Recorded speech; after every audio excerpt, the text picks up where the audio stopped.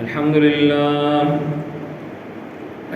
لله نحمده ونستعينه ونستغفره ونعوذ بالله من شرور أنفسنا ومن سيئات أعمالنا من يهده الله فلا مضل له ومن يضلله فلا هادي له أشهد أن لا إله إلا الله وحده لا شريك له وأشهد أن سيدنا ونبينا ومولانا محمدا عبده ورسوله اللهم صل على محمد وعلى آل محمد كما صليت على إبراهيم وعلى آل إبراهيم إنك حميد مجيد أما بعد فيا عباد الله أوصيكم وإياي أولا بتقوى الله ويقول ربنا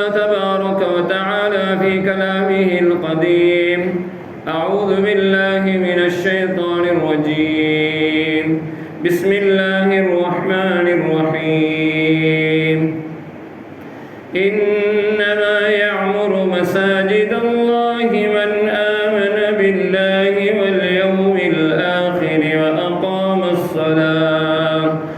وأقام الصلاة وآتى الزكاة ولم يخش إلا الله فعسى أولئك أن يكونوا من المهتدين صدق الله العظيم.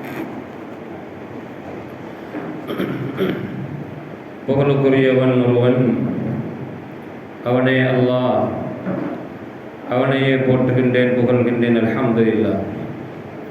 சத்திய தூதர் சன்மார்க்க போதகர், எமது உயிர்களுக்கு எல்லாம் உயிரான, எமது உயிர்களிலும் மேலான பெருமானார் முஹம்மது முஸ்தபா ரசூலுல்லாஹி ஸல்லல்லாஹு அலைஹி வஸல்லம் அன்னார் பேரிலும், அன்னாரின் உண்மையான வழிமுறைகளை அதன் உண்மையான வடிவில் எடுத்து நடக்கக்கூடிய முஸ்லிமான முஃமினான ஆண்கள் பெண்கள் அனைவர் பேரிலும் அல்லாஹுவின் சலாத்தும் சலாமும் என்றென்றும் உண்டாவதாக.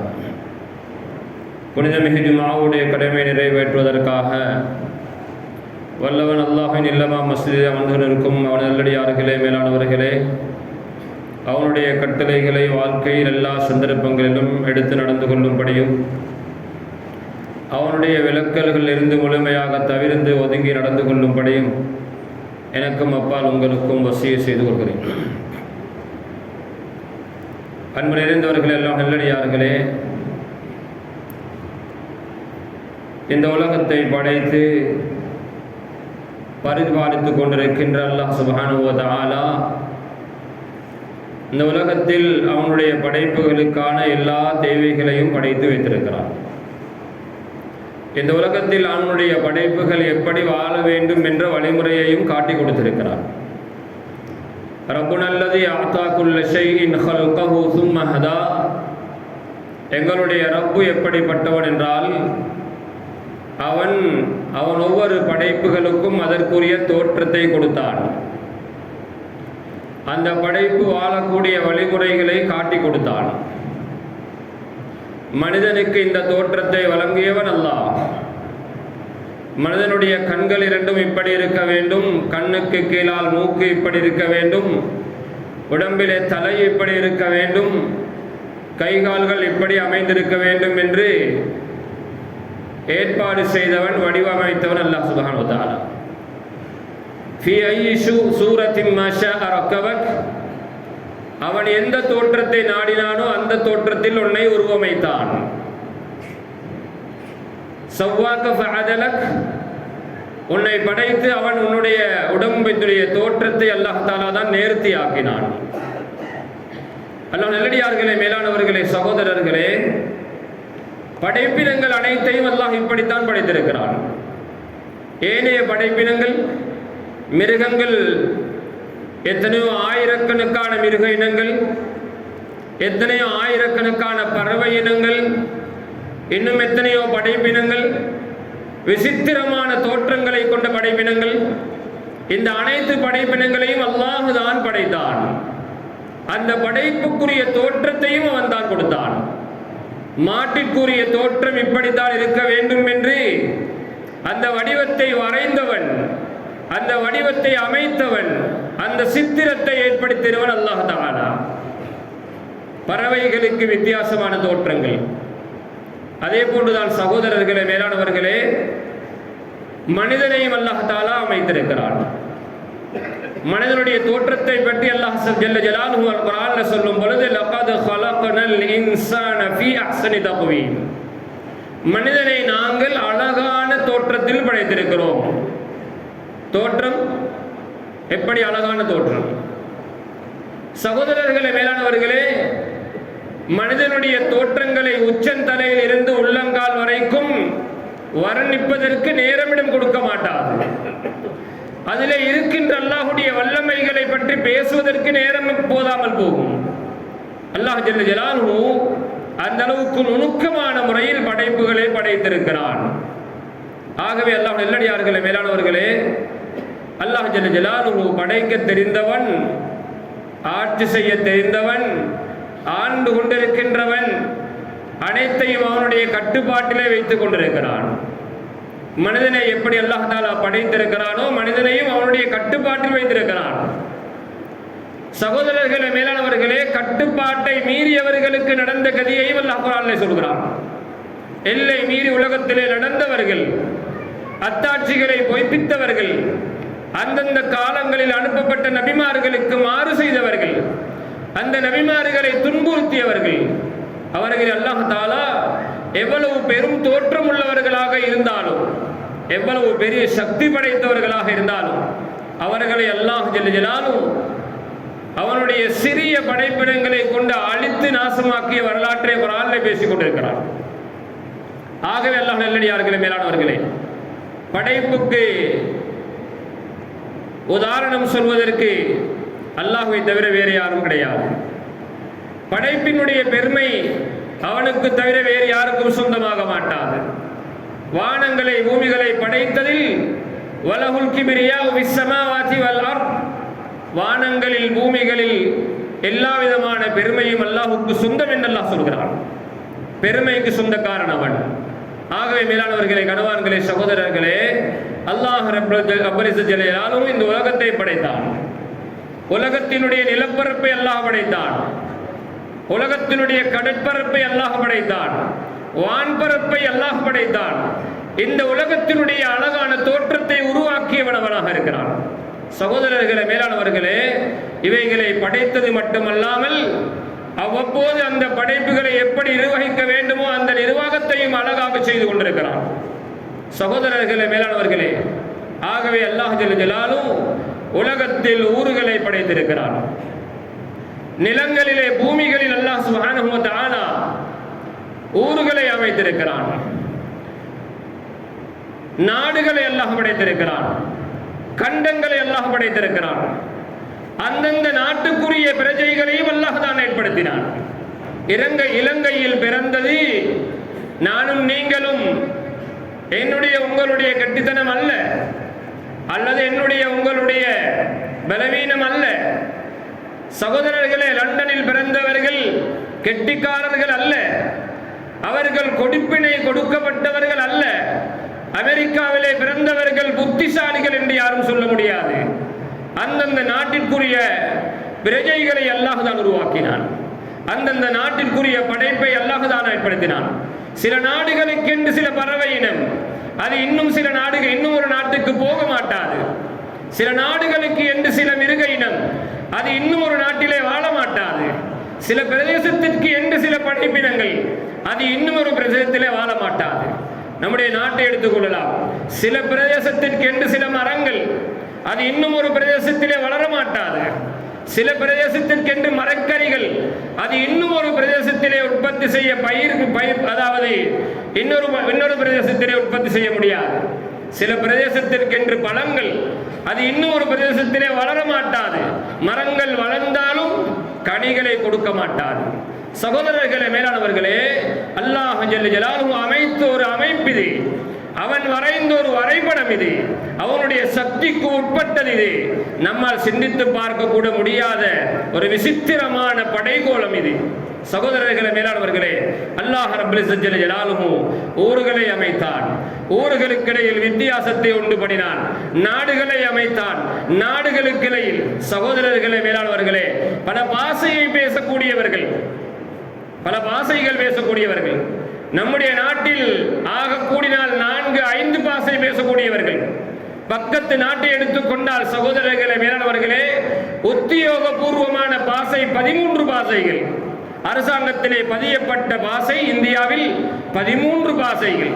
அது அல்லாமல் இன்னும் எத்தனையோ நூற்றுக்கணக்கான பாஷைகள் பேசக்கூடியவர்கள் அந்த நாட்டிலே இருக்கிறார்கள். அல்லாஹ்வுடைய நல்லடியார்களே, மேலானவர்களே, ஒரே நாவு, அந்த நாவில் இருந்து பலவிதமான பாஷைகள். நம்மால் மொழிய முடியாத ஒரு எழுத்தை இன்னும் ஒரு நாட்டவன் மொழிகிறான், இன்னும் ஒரு நாட்டு மனிதன் மொழிகின்ற எழுத்தை நம்மால் மொழிய முடியாமல் இருக்கிறது. அரபி பாஷை எடுத்துக்கொண்டால் அரபிலே இருக்கின்ற ஒரு எழுத்து தான் தாது. சகோதரர்களே, மேலானவர்களே, இந்த தாது என்ற எழுத்தை சரியாக மொழிந்தவர் ஒரே ஒருவர் தான், அது ரசூலுல்லாஹி ஸல்லல்லாஹு அலைஹி வஸல்லம் அவர்கள் மட்டும்தான். மன்னதக பித்தாத், தாது என்ற எழுத்தை மொழிந்தவர்கள் ஒரே ஒருவர் தான் சரியாக, அது நபி அலைஹிஸ்ஸலாத்து வஸ்ஸலாம் அவர்கள் மட்டும்தான். சகோதரர்களே, மேலானவர்களே, எழுத்துக்கள் வித்தியாசப்படும் பொழுது நாவினுடைய தன்மை வித்தியாசப்படும். அந்த நாவினுடைய தன்மை அல்லாஹ் தஆலா வைத்திருக்கிறான். ஆகவே மேலானவர்களே, இந்த ஊர்களை, இந்த நாடுகளை, இந்த பிரதேசங்களை என்று அல்லாஹ் ஜல்ல ஜலாலுஹு அமைத்திருப்பது எதற்காக என்றால் அவனுடைய வல்லமையை வெளிப்படுத்துவதற்காக, அவன் பெருமைப்படுவதற்காக. இவைகளை வைத்து அவனுக்கு எந்த லாபமும் கிடையாது. அவன் பெருமைப்படுவது, அவன் ரப்பு, அவன் இரட்சகன், அவன் ஆட்சி செய்கின்றவன். சகோதரர்களே, மேலானவர்களே, நம்முடைய தேவைகளை பூர்த்தி செய்வதால் அவனுக்கு பெருமையை தவிர வேறு ஒன்றும் கிடையாது. நம்முடைய தேவையை பூர்த்தி செய்யாவிட்டால் அவரிடத்திலே தட்டி கேட்பதற்கு யாராலும் முடியாது. அல்லாஹ் ஜல்ல ஜலாலுஹு அப்படிப்பட்ட வல்லமை மிக்கவன் இந்த உலகத்தை படைத்து ஆட்சி செய்து கொண்டிருக்கிறான். கனவான்களே, சகோதரர்களே, இவ்வாறுதான் நிலங்களை அல்லாஹ் தஆலா படைத்து அந்த நிலத்துக்கு இடையிலும் அல்லாஹ் தஆலா வித்தியாசங்களை ஏற்படுத்தியிருக்கிறான், வித்தியாசத்தை ஏற்படுத்தியிருக்கிறான். சகோதரர்களே, மேலானவர்களே, முழு உலகத்திலும் மிக சிறந்த இடம். நபி அலைஹிஸ்ஸலாம் எப்பொழுது மக்கமா நகரில் இருந்து வெளியேற்றப்பட்டார்களோ அந்த குறைஷி காவிர்களின் மூலமாக நபி அவர்களுக்கு தொந்தரவுகள் கொடுக்கப்பட்டு அல்லாஹ்வுடைய அனுமதியுடன் மக்காவை துறந்து மதீனாவுக்கு ஹிஜ்ரத் செய்து போகிறார்கள். சகோதரர்களே, மேலானவர்களே, மக்காவினுடைய எல்லைப்புறமாகி அந்த சனியத்துல் வதா என்ற மலைப்பகுதியிலே போய் நின்று கொண்டு காபத்துல்லாவின் பக்கமாக பார்த்தவர்களாக, கண்ணீர் வடித்தவர்களாக நபி அலைஹிஸ்ஸலாத்து வஸ்ஸலாம் என்ன சொன்னார்கள்? யா மக்கா, இன்னகி லகைரு அர்தில்லாஹ், நீ அல்லாஹ்வுடைய பூமிகளில் மிக சிறந்த பூமி. வ அஹப்பு அர்தில்லாஹி இலைய, அல்லாஹ்வுடைய பூமியில மிக சிறந்த பகுதி நீதான் எனக்கு மிக விருப்பமான பகுதி. உன்னை நான், என்னுடைய இந்த சமுதாயம், உன்னுடைய பூமியிலே வாழக்கூடிய இந்த என்னுடைய கூட்டத்தினர்கள் உன்னை விட்டும் என்னை விரட்டவில்லை என்றிருந்தால், என்னை இங்கிருந்து வெளியேற்றவில்லை என்றிருந்தால், மா சகன்து வைரகி, சொன்னார்கள், உன்னை தவிர வேறு ஒரு ஊரில் நான் வாழ மாட்டேன், வசிக்க மாட்டேன். உன்னை விட்டும் நான் ஒருபோதும் துறந்து உன்னை விட்டும் நான் இன்னொரு ஊருக்கு போக மாட்டேன், இன்னொரு ஊரிலே போய் நான் வாழ மாட்டேன் என்று சொன்னார்கள் நபி அலைஹிஸ்ஸலாம். அந்த அளவுக்கு சிறந்த பூமிதான் முழு உலகத்திலுமே மக்கமா நகரம். சகோதரர்களே, மேலானவர்களே, அதற்கு அடுத்தது மதீனா, அதற்கு அடுத்தது பலஸ்தீன். சகோதரர்களே, மேலானவர்களே, அல்லாஹ்வுக்கு மிக விருப்பமான பூமி என்ற பகுதி இது. அல்லாஹ் நல்லடியார்களே, மேலானவர்களே, சகோதரர்களே, இதே போன்றுதான் பூமிகளில் அல்லாஹ்வுக்கு மிக சிறந்த இடத்தை பற்றி நபி அலைஹிஸ்ஸலாம் சொன்னார்கள். மிக சிறந்த இடங்கள், அஹப்புல் பிலாதி இலல்லாஹி மஸாஜிதுஹா, அல்லாஹ் தஆலாவுக்கு மிக விருப்பமான இடம் பூமியில மஸ்ஜிதுகள் அமைக்கப்பட்டிருக்கின்ற இடம், அல்லாஹ்வுக்கு மிக விருப்பமான இடம். வ அபகதுல் பிலாதி இலல்லாஹி அஸ்வாகுஹா, சொன்னார்கள் நபி அலைஹிஸ்ஸலாம், அல்லாஹ்வுடைய வெறுப்பை ஏற்படுத்தக்கூடிய ஒரு இடம் இருக்கும் என்றால் பூமியில அது கடை தெருவுகள் அமைந்திருக்கின்ற, பஜார் இருக்கின்ற, மார்க்கெட் இருக்கின்ற பகுதிகள். சகோதரர்களே, மேலாளர்களே, அங்கு இருக்கிறவர்களும் ஒரு இபாதத்தை தான் செய்கிறார்கள். அங்கு இருக்கிறவர்களும் வியாபாரம் என்ற ஒரு வகையான வணக்கத்தை தான் செய்கிறார்கள். ஆனாலும் அந்த வியாபாரம் என்ற வணக்கமும் ஒரு இபாதத்தாக இருந்த போதிலும் அந்த வியாபாரத்தோடு அல்லாஹுக்கு விருப்பம் இல்லாத சில விடயங்கள் சேருவதனால் அந்த இடம் அல்லாஹுக்கு வெறுப்புக்குரிய இடமாக கணிக்கப்படுகிறது. உதாரணத்திற்கு, வியாபாரம் செய்கிற இடத்துல வட்டி, வியாபாரம் செய்கின்ற இடத்தில் அல்லாஹுக்கு பொருத்தமில்லாத முறையில் வியாபாரங்கள், இஸ்லாத்திலே அனுமதிக்கப்படாத முறையில் வியாபாரம் நடைபெறுவது, சகோதரர்களே ஏமாற்றுவது, ஊழல் செய்வது, இருட்டடிப்பு செய்வது, மக்களுக்கு குறைகளை மறைத்து வியாபாரம் செய்வது, உள்ள குறைகளை சொல்லி வியாபாரம் செய்யாமல் மக்களை நஷ்டப்படுத்துவது, குறைந்த முறையில் பொருட்களை அதாவது நிறுத்து கொடுப்பது, அளந்து கொடுப்பது. சகோதரர்களே, வேளாண்வர்களே, இப்படியான வெறுப்புக்குரிய சில விடயங்கள் நடப்பதனால் அந்த வியாபார ஸ்தலங்கள் அல்லாஹ்வுடைய வெறுப்புக்குரிய இடமாக கணிக்கப்படுகிறது. ஆனால் சகோதரர்களே, மேலானவர்களே, மஸ்ஜிதுகள் எந்த வகையிலும் அல்லாஹ்வுடைய வெறுப்புக்குரிய இடம் அல்ல. மஸ்ஜித் என்பது அல்லாஹ்வுடைய விருப்பம் நிறைந்த இடம். மஸ்ஜித் என்பது அல்லாஹ்வுடைய அன்பு நிறைந்த இடம். மஸ்ஜித் என்பது அல்லாஹ்வுடைய அருள் இறங்குகின்ற இடம். முழு உலகத்திலும் சகோதரர்களே, மேலானவர்களே, அல்லாஹ்வுடைய அருள் இறங்குகின்ற இடம் இருக்கும் என்றிருந்தால் அது மஸ்ஜிதுகளாகத்தான் இருக்கும். அல்லாஹ்வுடைய பைத்துல்லாஹுக்கு, மக்காவில் இருக்கின்ற காபத்துல்லாஹுக்கு அல்லாஹ் தாலாவுடைய ரஹ்மத்துகள் இறங்குகின்றது. அந்த ரஹ்மத்துகள் முழு உலகத்திலும் இருக்கின்ற மஸ்ஜிதுகளுக்கு அங்கிருந்து பங்கு வைக்கப்படுகின்றது. முழு உலகத்திலும் இருக்கின்ற மஸ்ஜிதுகளுக்கு அல்லாஹ்வுடைய அருள் பங்கு வைக்கப்படுகின்றது. யாரெல்லாம் மஸ்ஜிதுக்கு வருவார்களோ, யாரெல்லாம் மஸ்ஜிதுக்கு தொழுகைக்காக வருவார்களோ, யாரெல்லாம் இன்னொரு பல விவகாரங்களுக்காக மஸ்ஜிதின் பக்கம் வந்து கொண்டிருப்பார்களோ, இவர்கள் அருளை சுமந்தவர்களாக வீட்டுக்கு திரும்பி செல்கிறார்கள் என்பதுதான் அதனுடைய அர்த்தமாக இருக்கிறது. ஆக எல்லாம் நெல்லடியார்களே, மேலானவர்களே, மஸ்ஜித் என்பது பூமியில இருக்கிற மிக சிறந்த இடம். மஸ்ஜிதில இருக்கின்றவர்களுக்கு, மஸ்ஜிதோடு தொடர்பு வைப்பவர்களுக்கு, மஸ்ஜிதை கட்டுகின்றவர்களுக்கு, மஸ்ஜிதை பரிபாலனம் செய்கின்றவர்களுக்கு, மஸ்ஜிதை அழகாக, மஸ்ஜிதுடைய சூழலை அழகாக வைத்திருப்பவர்களுக்கு, மஸ்ஜிதுக்காக செலவழிக்கின்றவர்களுக்கு, மஸ்ஜிதுடைய விவகாரங்களில் அதிகம் தொடர்பு வைத்திருக்கின்றவர்களுக்கு அல்லாஹ் தஆலாவிடத்திலிருந்து மிகப்பெரிய வெகுமதிகள் வாக்களிக்கப்பட்டிருக்கின்றன. சகோதரர்களே, ஒரு சாதாரண இடமல்ல மஸ்ஜித், ஒரு சாதாரண இடமல்ல. நம்முடைய வீடுகளை கட்டுவதற்கு கேள்வி கணக்கு இருக்கிறது. நம்முடைய வீடுகளை மாளிகைகளாக கட்டுகிறோமா? சகோதரர்களே, நபி அலைஹிஸ்ஸலாம் சொன்னார்கள், பணம் செலவழிக்கப்படுகின்ற மிக மோசமான ஒன்று இருக்குமானால் அதுதான் கட்டிடம் என்றார்கள். கட்டிடம் தேவைக்கு ஏற்ற கட்டிடமாக இருக்க வேண்டும். வீடு தேவைக்கு ஏற்ற வீடாக இருக்கணும். அளவுக்கு மிஞ்சின வீடாக இருக்க முடியாது. தேவைக்கு மிஞ்சிய வீடாக இருக்க முடியாது. தன்னுடைய அந்தஸ்திற்கு என்று ஒரு வீட்டை கட்டிக்கொள்ளலாம். ஆனால் அது தேவைக்கு மிஞ்சிய வீடாக இருக்க முடியாது. அப்படி இருந்தால் அதற்கு கேள்வி கணக்கு இருக்கிறது. ஒரு சஹாபி அவர்கள் 2 மாடி வீடு கட்டினார்கள். நபி அலைஹிஸ்ஸலாம் அந்த வீட்டுக்கு பக்கத்தால் செல்லும் பொழுது இது யாருடைய வீடு என்று மட்டும்தான் கேட்டார்கள். இது யாருடைய வீடு என்று கேட்கப்பட்டது. அப்பொழுது நபி அலைஹிஸ்ஸலாம் அவர்களுக்கு இது இன்னாருடைய வீடு என்று பெயர் சொல்லப்பட்டது. நபி அலைஹிஸ்ஸலாம் ஒன்றுமே பேசவில்லை, திரும்பி போய்விட்டார்கள். சகோதரர்களே, மேலானவர்களே, அந்த குறித்த சஹாபிக்கு அந்த செய்தி அறிவிக்கப்பட்டது.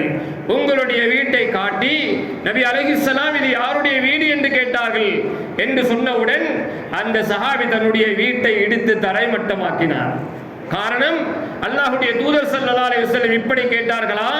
அவர்கள் விருப்பத்துடன் அதை கேட்கல, அவர்கள் அதிலே வெறுப்பு அடைந்தார்கள். என்னுடைய வீடு 2 மாடிகளாக அமைந்திருக்கிறது, என்னுடைய தேவைக்கு மேல் மிச்சமாக இருக்கிறது, அது ஆடம்பரமாக இருக்கிறது, அது படாடோகமாக இருக்கிறது என்பதனால் நபி அலைஹிஸ்ஸலாம் வெறுத்தார்கள் என்ற காரணத்தினால் சகோதரர்களே, வேளாளர்களே, அதற்கு மாற்று வழியை சிந்திக்கவில்லை. அதற்கு ஒரு சொல்யூஷனை தேடல. அதற்காக நபி அலைஹிஸ்ஸலாம் இடத்திலே 4க்கு 8க்கு மடிந்து போய் பத்துவா கேட்கல. நபி அலைஹிஸ்ஸலாம் அவர்களிடத்தில் அந்த வீட்டை தான் வைத்துக் கொண்டிருப்பதற்காக, அதிலே வாழுவதற்காக கொஞ்சம் முன்னால வாங்க, பின்னால வரக்கூடிய இடம் கொடுத்துட்டு கொஞ்சம் முன்னுக்காகும். பின்னால இருக்கக்கூடியவர்கள் உங்களை தாண்டி வந்தா அவர் ஒரு எச்சரிக்கைக்கு உள்ளாகுவார்.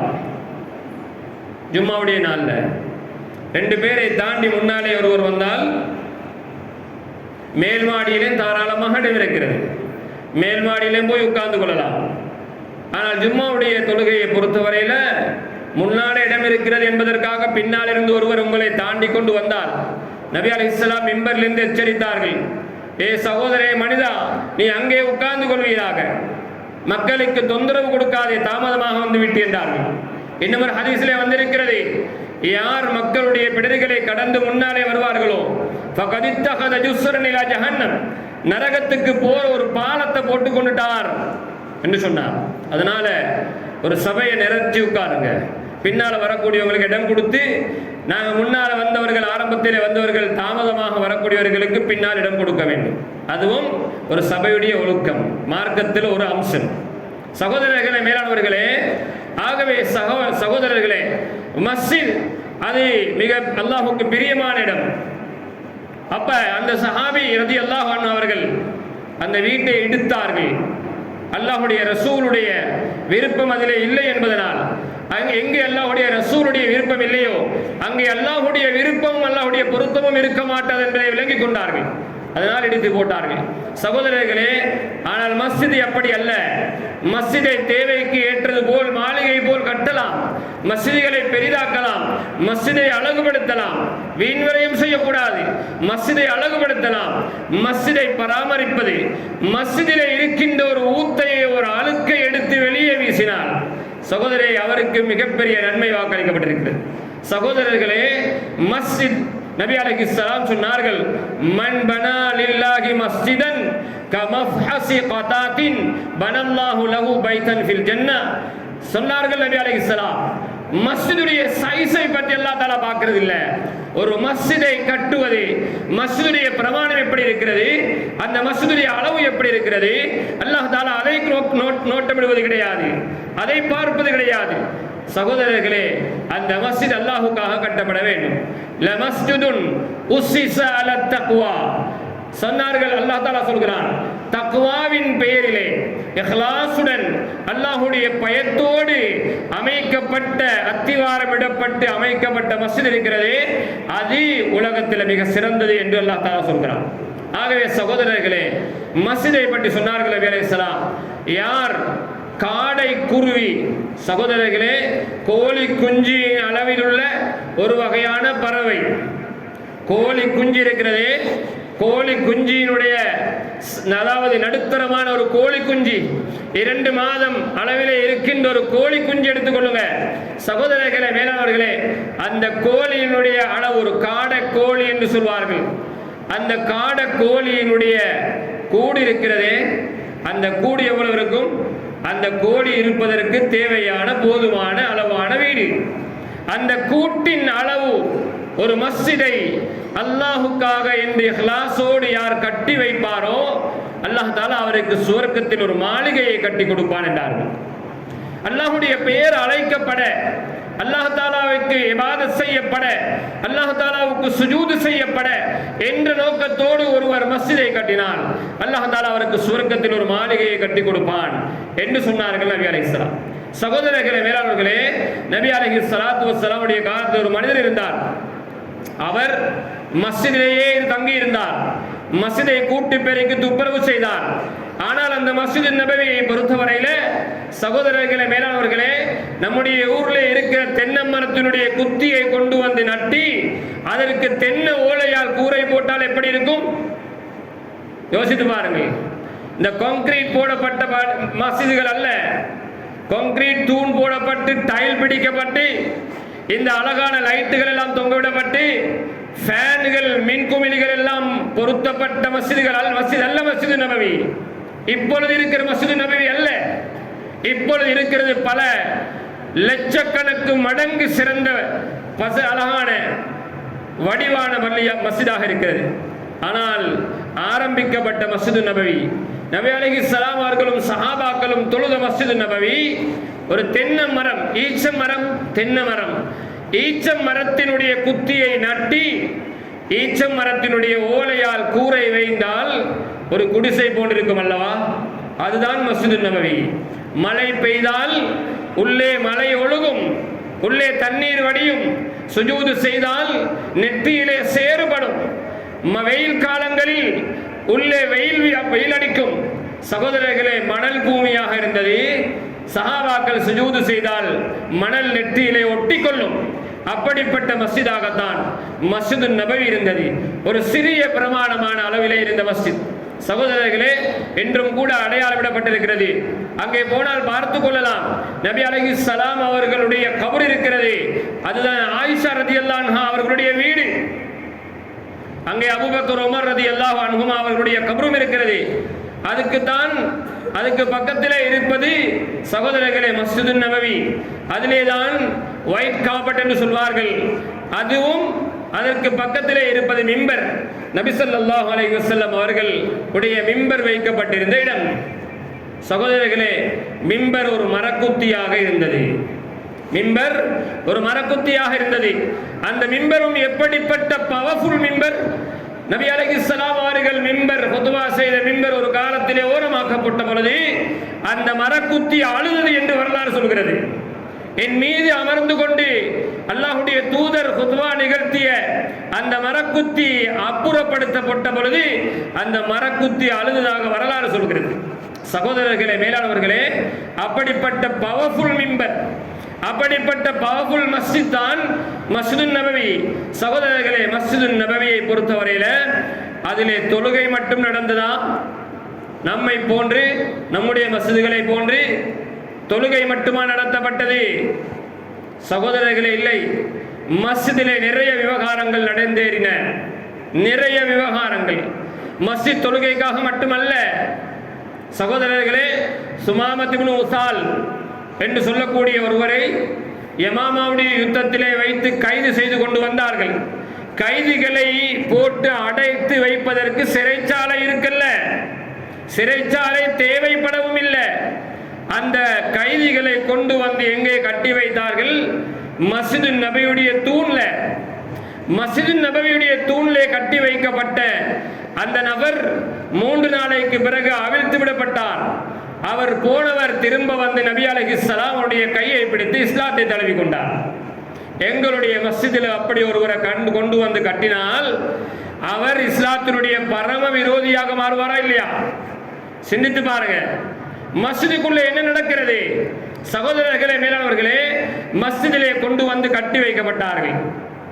மஸ்ஜிதில் நபி அலைஹிஸ்ஸலாமுடைய வஃபாத்துக்கு பிறகு ஒரு சஹாபாக்களிடத்திலே வந்து சொன்னார்கள், நீங்கள் இங்கே என்ன செய்து கொண்டிருக்கிறீர்கள்? அல்லாஹ்வுடைய தூதர் ஸல்லல்லாஹு அலைஹி வஸல்லம் அவருடைய அனந்தர சொத்து, வராசத்து சொத்து என்று சொல்லுவோம். ஒருவர் மரணித்தால் அவர் சேகரித்த அவருடைய சொத்துக்கள் அவருடைய பிள்ளைகளுக்கு, மனைவிக்கு என்று சொந்தமாகிறது. அதற்கென்று ஒரு சட்டம் இருக்கிறது, வராசத் என்று சொல்லப்படும் அனந்தர சொத்து சட்டம். சகோதரர்களே, நபி அலைஹிஸ்ஸலாம் அவர்கள் ஒன்றையும் சேர்த்து வைக்கவில்லை. நபி அலைஹிஸ்ஸலாம் ஒன்றையும் விட்டு வைத்து செல்லவில்லை. நபி அலைஹிஸ்ஸலாம் அவருடைய அனந்தர சொத்து அங்கே மஸ்ஜித் நபவியில பங்கு வைக்கப்படுகிறது என்று சொன்ன பொழுது சஹாபாக்கள் அங்கே ஓடோடி வந்தார்கள். வந்து பார்த்தால் மஸ்ஜிதிலே எதுவும் பங்கு வைக்கப்படல. கேட்டார்கள், ஒன்றும் பங்கு வைக்கப்படலையே. அப்படியானால் அங்கே என்ன நடக்கிறது? அங்கே குர்ஆனுடைய ஹல்கா நடைபெறுகிறது, ஃபிக்ஹுடைய சபை நடைபெறுகிறது, திக்ருடைய ஹல்கா நடைபெறுகிறது. சொன்னார்கள், அதுதான் நபி அலைஹிஸ்ஸலாம் அவர்கள் விட்டு சென்ற அவர்களுடைய அனந்தர சொத்து மஸ்ஜித் நபவியில பங்கு வைக்கப்படுகிறது என்று சொன்னார்கள். சகோதரர்களே, மேலானவர்களே, மஸ்ஜிதை பற்றி சொல்லப்படும் பொழுது மிக முக்கியமாக மஸ்ஜித் நிர்மாணிக்கப்படுவது தொழுகைக்காக. ஊரிலே இருக்கிற ஒவ்வொரு ஆணும் மஸ்ஜிதுக்கு வந்தாக வேண்டும். இந்த விடயத்தை நுணுக்கமாக நன்றாக விளங்கிக் கொள்ளுங்கள். சகோதரர்களே, எந்த அளவுக்கு ஷரியத் சொல்கிறது என்றால், இந்த மஹல்லா, இந்த ஊர்வாசி என்று வைத்துக் கொள்வோம்.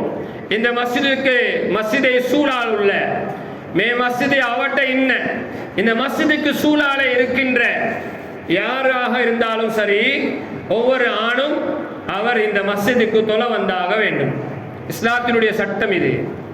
இந்த மஸ்ஜிதை தாண்டி இன்னும் ஒரு மஸ்ஜிதுக்கு போனால் அவர் சிறந்ததற்கு மாற்றமான ஒரு வேலை செய்கிறார் என்று சரியா சொல்கிறது. தன்னுடைய ஊரில் இருக்கிற மஸ்ஜிதில் ஜமாஅத் தொழுகை வீணாகும் பொழுது இன்னும் ஒரு மஸ்ஜிதுக்கு போய் தொழுவதை இஸ்லாம் இருக்கிறது. இந்த ஊரில் இருக்கின்ற ஜமாஅத்துடைய தொழுகையின் நபர்கள் அதிகரிக்க வேண்டும். 5 நேர தொழுகைக்கு அதான் சொல்லப்பட்டவுடன் மஸ்ஜிதுக்கு ஊர்வாசிகள் வந்தாக வேண்டும். இதற்கு முன்னரும் மிம்பர்ல குத்பா பிரசங்கங்களை பல தடவை ஞாபகப்படுத்தியிருப்பேன். ஒரு மனிதன் மஸ்ஜிதுக்கு வராமல் இருப்பார் என்றிருந்தால், ஊரில் இருக்கிற ஒருவர் உங்களுடைய ஊர்வாசிகள் என்று வைத்துக் கொள்ளுங்கள், அதான் சொல்லப்பட்டிருக்கிறது தொழுகைக்காக, ஏதோ ஒரு நேரத்து வக்துக்காக சொல்லப்பட்ட அந்த அதானுக்கு ஊரிலே இருக்கிற பருவ வயதை அடைந்த ஒவ்வொரு ஆணும் மஸ்ஜிதுக்கு வந்தாகணும். அந்த ஊரில் இருக்கிற கடை தெருவுகளில் வியாபாரம் செய்யக்கூடிய ஒவ்வொரு ஆணும் சஹாபாக்கள் கடையை அப்படியே வைப்பார்கள் என்று வந்திருக்கிறது. அதான் சொல்லப்படும் பொழுது சஹாபாக்களுடைய உடம்பினுடைய நிறம் மஞ்சனித்துவிடும் என்று வந்திருக்கிறது. கண்களில் எல்லாம் பயத்தினுடைய தோற்றம் இருக்கும் என்று வந்திருக்கிறது. அல்லாஹுக்கு முன்னால், படைத்த ரப்புக்கு முன்னால் நிற்கின்ற நேரம் வந்திருக்கிறது.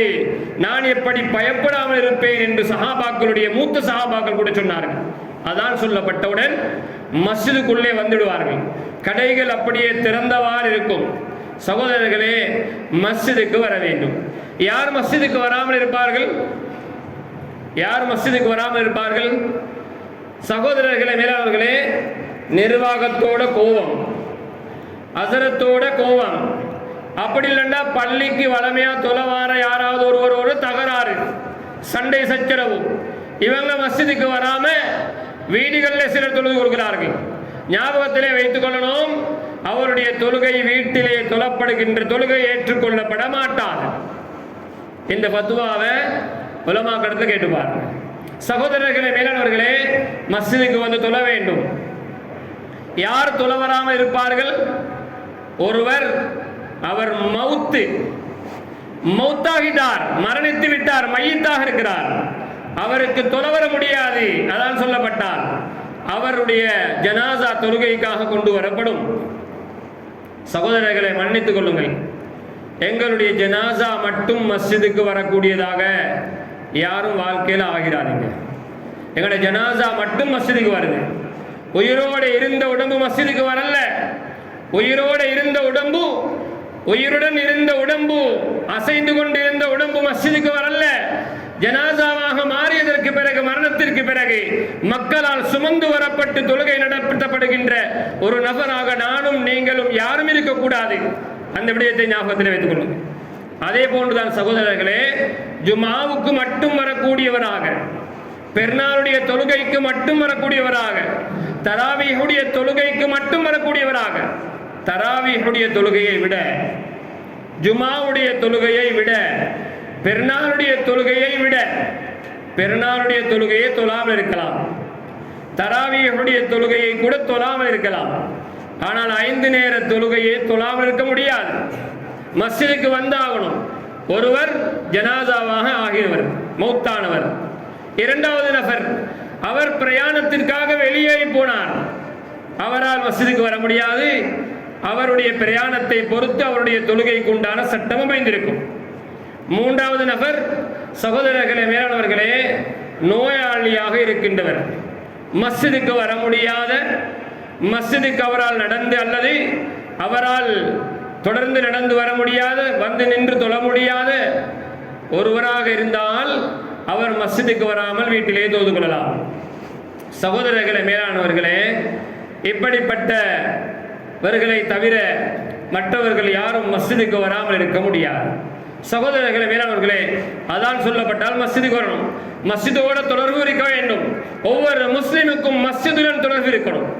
இன்றைக்கு நிறைய பேருக்கு பஜாரோட தொடர்பு இருக்கிறது. நிறைய பேருக்கு பஜாரோட தொடர்பு. காலையில் பஜாருக்கு போனால் மாலையாகும் வரைக்கும் பஜார்ல வெயில்ல காய்ந்து காய்ந்து, மழையில நனைந்து நனைந்து, மாச்சல் பட்டு சிரமப்பட்டு, சகோதரர்களே, சாப்பாடு கூட நேரத்துக்கு இல்லாமல் மிக சிரமத்துக்கு மத்தியில் பஜார்ல நேரம் கழியுது.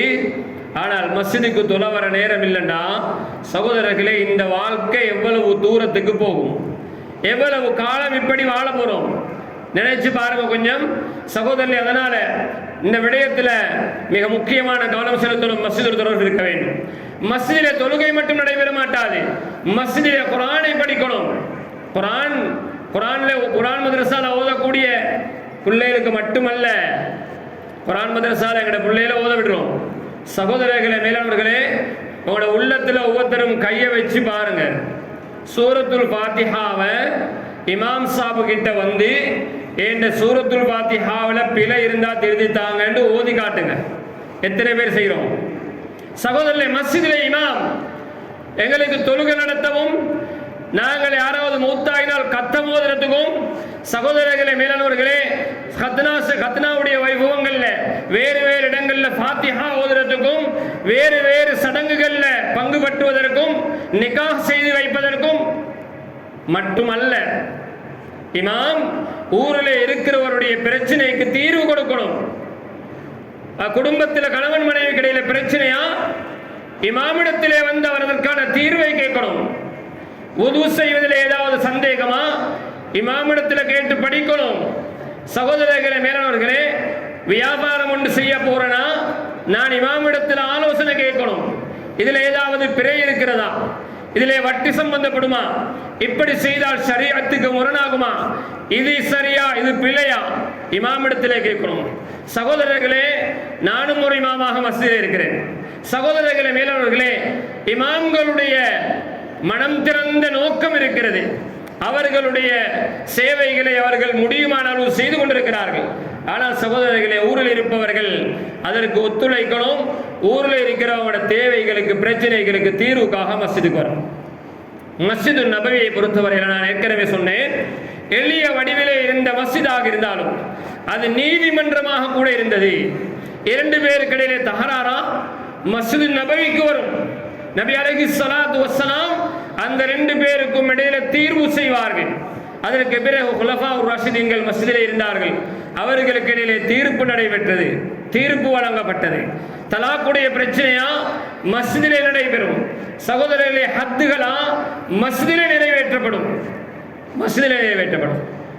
ஏதாவது குற்றச் செயல்களுக்கான, களவெடுத்ததற்கான, ஜினா செய்ததற்கான, சகோதரரை இட்டு கட்டியதற்கான ஏதாவது ஹத்துகள் நிறைவேற்றப்படுமாக இருந்தால் அது மஸ்ஜிது நபவியிலே நடைபெற்றது. சகோதரர்களே மேலானவர்களே, எந்த அளவுக்கு என்றால் மெடிக்கல் கேம்ப் கூட மஸ்ஜிதில் நடைபெற்றது. வரலாறு இருக்கிறது. யுத்தங்களிலே காயப்படுத்தப்பட்ட சஹாபாக்களுக்கு மஸ்ஜிது நபவிக்கு பக்கத்திலே ஒரு கூடாரம் அடிக்கப்பட்டு அந்த காலத்திலே இருந்த வைத்தியர்களின் மூலம் சிகிச்சை நடைபெற்றது. சகோதரர்களே மேலானவர்களே, அது மஸ்ஜிதினுடைய பங்களிப்பிலே நடந்தது. இது மஸ்ஜிதுகளால் செய்யப்பட வேண்டியவை. மஸ்ஜிதினுடைய சேவை விசாலமானது. மஸ்ஜிதால் செய்யப்படுகின்ற நிர்வாகம் இருக்கிறது மஸ்ஜிதுடைய, இது மிக சாதாரண ஒரு பொறுப்பல்ல. நிர்வாகம் ஒரு பாரிய பொறுப்பு. எல்லாரும் சண்டை பிடிச்சு முண்டி அடித்துக் கொண்டு போட்டி போட்டுக்கொண்டு நிர்வாகத்துக்குள்ள வராங்க. பள்ளிக்கு பெயிண்ட் பூசுறதுக்கும், பள்ளிக்கு லைட் போடுறதுக்கும், பள்ளியில இமாமுக்கு முஅத்தினுக்கு சம்பளம் கொடுப்பதற்கும், சகோதரர்களே மஸ்ஜிதுடைய வளாகத்தை அதாவது அழகுபடுத்துவதற்கும் மட்டுமல்ல நிர்வாகம். நிர்வாகம் எப்படி இருக்க வேண்டும்? நிர்வாகம் ஊர் ஜமாஅத்துடைய நிலைமைகளை அவதானிக்கணும். சையதுனா உமர் ரலியல்லாஹு அன்ஹு கலீஃபாவாக இருந்தார்கள். இரவு நேரத்திலே உலா வருவார்கள், மக்களுடைய நிலைமைகளை கண்காணிப்பார்கள். அதிலேதானே வரலாறு வந்தது. அந்த பாலிலே தண்ணீர் கலந்த சம்பவம் படித்திருக்கிறோம் நாங்கள். சகோதரர்களே, ஒரு கர்ப்பிணி தாய் குழந்தை பெற்றெடுப்பதற்கு உதவிய சம்பவம். உமர் ரலியல்லாஹு அன்ஹு தன்னுடைய மனைவியை கூட்டிக் கொண்டு போனார்கள். பிரசவத்திலே கஷ்டப்பட்டு கொண்டிருக்கின்ற பெண்மணி, அந்த பெண்மணிக்கு உதவுவதற்காக சகோதரர்களே மேலானவர்களே, அவர் அங்கே போய் உதவி செய்து முடித்துவிட்டு திரும்பி வரும் வரைக்கும் அவர் அமீருல் முஃமினீன், நாட்டினுடைய ஜனாதிபதி வந்திருக்கிறார் என்று அவர்களுக்கு தெரியாது. சகோதரர்களே மேலானவர்களே, இன்னும் ஒரு வீட்டை இரவிலே அவதானித்தார்கள். வீட்டிலே இருக்கிற அந்த தாயினுடைய குழந்தைகளோடு சேர்த்து சாப்பிடுவதற்கு சாப்பாடு கிடையாது. உமர் ரலியல்லாஹு அன்ஹு தன்னுடைய காதிமுடன் சேர்ந்து மஸ்ஜிது நபவிக்கு வந்து பைத்துல் மாலில் இருந்து சில பொருட்கள் எடுத்துக்கொண்டு போய் அந்த பிள்ளைகளுக்கு சாப்பாடு செய்து கொடுத்து அந்த பிள்ளைகள் சாப்பிடுவதை பார்த்து சிரித்து சந்தோஷப்பட்டு விட்டு வந்தார்கள். இதுதான் மஸ்ஜிதினுடைய பங்களிப்பு ஊருக்கு செய்யப்பட வேண்டியது. சகோதரர்களே, மேலாளர்களே, மாஷா அல்லாஹ், இப்பொழுது நம்முடைய நாட்டை பொறுத்தவரையில் எல்லா நாடுகளில் மஸ்ஜிதுகளிலும் கூட்டு குர்பான் நடைபெறுகிறது. அதே போல நோன்பு காலங்களில் நோன்பு நோட்பதற்காக ஊரிலே இருக்கிறவர்கள் அனைவருக்குமாக உலர் உணவுப் பொருட்கள் பங்கிடப்படுகின்றன. இது போல சகோதரர்களே, மேலாளர்களே, எங்காவது ஊர்களில் இருக்கிறவர்கள் வெள்ளம் போன்ற அனர்த்தங்களால் பாதிக்கப்பட்டால் அவர்களுக்கு என்று பொருள் சேகரிக்கப்பட்டு அது கொண்டு போய் கொடுக்கப்படுகின்றது. சகோதரர்களே, மேலாளர்களே, பலஸ்தீனில் பாதிக்கப்படக்கூடிய மக்களுக்கென்று ஒரு பணம் சேகரிக்கப்படுகின்ற உண்டியல் வைக்கப்பட்டிருந்தது. அந்த உண்டியல்லே ஊரில் இருக்கிறவர்கள் பணம் சேகரித்து அந்த பணத்தை கொண்டு போய் அங்கே கொடுப்பதற்குண்டான ஏற்பாடுகளும் செய்யப்பட்டு கொண்டிருக்கிறது. இது போல மஸ்ஜிதுகளில் செய்யப்பட விஷயங்கள் தொழுகை மட்டுமல்ல, மஸ்ஜிதில் நிறைய விடயங்கள் நடைபெற வேண்டும். சகோதரர்களே, மேலாளர்களே, யாரும் மஸ்ஜிதுக்கு வராமல் இருக்க முடியாது. பெண்கள் வீட்டிலே தொழுவார்கள். பெண்களை போன்று வீட்டிலே தொழுவதற்கு நமக்கு அனுமதி கிடையாது, அனுமதி இல்லை. ஊரிலே இருக்கும் பொழுது, வீட்டிலே இருக்கும் பொழுது சுகதேகியாக இருந்தால் அவர் மஸ்ஜிதுக்கு நேரத்திற்கு தொழுகைக்கு வர வேண்டும். வீட்டிலே இருக்க முடியாது, நேரம் தாமதித்து தொழ முடியாது. மஸ்ஜிதுக்கு நேரத்துக்கு வந்து ஜமாஅத்துடைய நபர்கள் அதிகரிக்கின்ற அளவுக்கு ஜமாஅத்துடைய தொழுகைக்கு கூலி அதிகரிக்கப்படும். எந்த மஸ்ஜிதில ஜமாஅத்திலே தொழுகின்றவர்களுடைய மாமூங்களுடைய எண்ணிக்கை அதிகமாக இருக்கிறதோ அந்த மஸ்ஜித் தான் தொழுகையில சிறந்த மஸ்ஜித் என்று சொல்லப்பட்டிருக்கிறது. ஆகவே சகோதரர்களே, மேலானவர்களே, மஸ்ஜிதோடு சம்பந்தம் இருக்கணும். மஸ்ஜிதுடைய தேவைகள் ஏராளம் இருக்கின்றன. அந்த தேவைகளுடைய விஷயத்தில் எல்லோருக்கும் கரிசனை இருக்க வேண்டும். சிலர் மஸ்ஜிதுடைய தேவைக்காக உதவி செய்வார்கள். சிலர் சகோதரர்களே தூங்குவது போதை போன்று நடிப்பவர்களை போன்று இருப்பார்கள். சிலர் தூங்குவதை போன்று நடித்துக் கொண்டிருப்பார்கள். அவங்க செலவழிக்க மாட்டார்கள். சகோதரர்களை வேறு வேறு விவகாரங்களை நிறைய செலவழிப்பார்கள். கையில இருக்கிற போன் எடுத்துக்கொண்டா 3-4 லட்சம் 5 லட்சம் பெருமதியான போன், ஓடுற வாகனம் கோடிக்கணக்கு பெருமதியான வாகனம், வீட்டினுடைய செலவு எடுத்துக்கொண்ட மாதாந்தம் லட்சக்கணக்கில் செலவு, வீட்டினுடைய அந்த மாடியை பார்த்தால் கோடிக்கணக்கு செலவழிக்கப்பட்ட வீடு. ஆனால் மஸ்ஜித் சகோதரர்களே, மேலானவர்களே, மஸ்ஜித் மாஷா அல்லாஹ் செலவழிக்கப்படுவதனால உங்கள் எல்லோருக்கும் தெரியும், அரசாங்கத்தினால் மஸ்ஜிதுக்கு என்ற ஒரு கொடுப்பனவு வழங்கப்படுவது கிடையாது. மஸ்ஜிதினுடைய சகோதரர்களே மின்சார கட்டணம், தண்ணீர் கட்டணம், இமாம்கள் முஅத்தின்களுடைய சம்பளம், மஸ்ஜிதினுடைய வேறு நிர்வாக செலவுகள் போக மஸ்ஜிதினுடைய கட்டுமான பணிகள் போன்ற விவகாரங்கள் எல்லாம் ஊரிலே இருக்கிற ஜமாஅத்தார்களுடைய அந்த நன்கொடையின் மூலம்தான் நடந்து இருக்கின்றன. இந்த விஷயத்தில் நாங்கள் எல்லோரும் மனதில் எடுக்க வேண்டிய விஷயம். சகோதரர்களே, மஸ்ஜிதுக்கு ஏதாவது தேவை இருக்கிறதா? சில ஊர்களில் பெண்கள் உண்டியலை வைத்து பணம் சேகரிக்கிறார்கள். அவர்களாகவே ஒரு உண்டியலை வீட்டிலே வைத்து மஸ்ஜிதில் கொடுக்கப்படல, அவர்கள் வீட்டிலே ஒரு உண்டியலை வைத்து அந்த உண்டியலில் நாளாந்தம் ஒரு பணத்தொகையை போட்டு அந்த உண்டியல் நிறைந்ததற்கு பிறகு அதை கொண்டு வந்து மஸ்ஜிதுடைய செலவுக்காக, மஸ்ஜிதுடைய நிர்வாக செலவுக்காக கொடுக்கிறார்கள். இப்படியும் பெண்கள் இருக்கிறார்கள். சகோதரர்களே, மேலானவர்களே, தனவந்தர்கள் ஊரிலே இருக்கிற செல்வந்தர்கள் நிறைய பேர். சகோதரர்களை சொல்வதற்காக மன்னித்துக் கொள்ள வேண்டும். சகோதரர்களே, மேலானவர்களே, வேறு அதாவது மார்க்கத்தினுடைய சடங்குகளுக்கு தாராளமாக செலவழிப்பான். பேருக்கும் புகழுக்கும் என்ற நோக்கத்தோடு இன்னார் தந்தார், அகவல் ஆஜியார், இன்ன மனிதர் எங்களுக்கு இவ்வளோ தந்தார், எங்களுக்கு இதை செய்யறதுக்கு இவ்வளோ தந்தார், சகோதரர்களே, மேலானவர்களே, இந்த விவகாரங்களுக்காக செலவழித்தார் என்று அங்கே பேர் பலகை, பேர் போர்டு போடப்படுவதற்கு என்று செலவழிப்பார்கள். ஆனால் ஊரில் இருக்கிற மஸ்ஜித் நிலவரம் கவலைக்கிடமானது. ஆகவே சகோதரர்களே, மேலானவர்களே, ஊருடைய மஸ்ஜிதுடைய தேவை நாங்கள் தொழுகிற மஸ்ஜித் அல்லவா இது? எங்களுடைய தொழுகைக்காக அமைக்கப்பட்ட மஸ்ஜித் அல்லவா இது? எங்களுடைய தேவைக்காக அமைக்கப்பட்ட மஸ்ஜித் இது. சகோதரர்களே, இது அழகாக இருந்தால் இன்று அநேகமான மஸ்ஜிதுகள் ஏசி பொருத்தப்பட்டிருக்கிறது. சகோதரர்களே, மேலானவர்களே, மின்சார கட்டணத்தை குறைப்பதற்காக, கட்டுப்படுத்திக் கொள்வதற்காக சோலார் பவர் பொருத்தப்பட்டிருக்கிறது. யாரு செய்யறாங்க? ஊரில் இருக்கிற தனவந்தர்களாக அவர்கள் ஆளுக்கு 1 லட்சம் 2 லட்சம் என்று அல்லது ஒருவர் பொறுப்பெடுத்து அந்த விவகாரத்தை செய்யும் பொழுது மற்றவர்கள் கையை கட்டி பார்த்து கொண்டிருப்பதல்ல, தன்னால் ஏனுமான எனக்கு ஒரு 1000 ரூபாய் கொடுக்கலாமா, 1000 ரூபாய் கொடுப்பது, எனக்கு ஒரு 10,000 கொடுக்கலாமா, 10,000 கொடுப்பது, என்னால் இப்படி ஒரு ஹெல்ப் பண்ணலாமா செய்வது. இல்லை, என்னுடைய ஒரு நண்பர் வெளிநாட்டிலே இருக்கிறார், அவரிடத்திலே சொல்லூரி ஒரு உதவியை எடுத்துக் கொடுக்கலாம், அல்லது என்னுடைய மிக முக்கியமான ஒரு தனவந்தர் இருக்கிறார், அவரிடத்திலே ஒரு தொகை பணத்தை பெற்றுக் கொடுக்கலாம். இப்படி சகோதரர்களே, மேலாளர்களே, மஸ்ஜிதுக்கு என்னால் முடியுமான பங்களிப்பு செய்யப்பட வேண்டும். அது மஸ்ஜிதுடைய தேவை. ஆகவே சகோதரர்களே, மேலாளர்கள், இந்த அடிப்படையில் மஸ்ஜிதுடைய விவகாரத்தில் கவனம் செலுத்துங்க. மஸ்ஜிதுக்கு 5 நேரம் ஜமாத்துக்கு தொழுவாங்க. மஸ்ஜித் அது அலங்கரிக்கப்படுவது இபாதத்தின் மூலமாக. குர்ஆன் திலாவத்துடைய சத்தம் கேட்கணும், திக்ருடைய சத்தம் கேட்கணும். சகோதரர்களே, ஜமாத்துக்கு அதான் சொல்லப்பட்ட பிறகு மஸ்ஜிதுக்கு வந்து தொழுது சலாம் கொடுத்துடனே எழுந்து ஓடுவது கட்டித்தனம் அல்ல. தொழுகைக்கு பிறகு ஓதப்பட வேண்டிய அத்கார்கள், ஔராதுகள், அதை ஓதுவது. அதே போன்று சகோதரர்களே, மஸ்ஜிதிலே நேரத்தை கழிப்பது மஸ்ஜிதோடு சம்பந்தப்படுகின்றவர். நபி அலைஹிஸ்ஸலாம் சொன்னார்கள், யார் மஸ்ஜிதுக்கு வந்து போய் கொண்டிருப்பதை நீங்கள் காண்கிறீர்களோ அவர் மூமின் என்று நீங்கள் சாட்சி சொல்லுங்கள் என்று ஹதீஸிலே வந்திருக்கிறது. எனவே சகோதரர்களே, ஈமானுக்கு அடையாளம் மஸ்ஜிதோடு தொடர்பாக இருப்பது. ஆகவே எல்லாம் அல்லாஹ் சுப்ஹானஹு வ தஆலா நம் அனைவருக்கும் மஸ்ஜிதோடு தொடர்பாக இருக்கக்கூடிய பாக்கியத்தை வாழ்க்கையில் நசீபாக்குவானாக.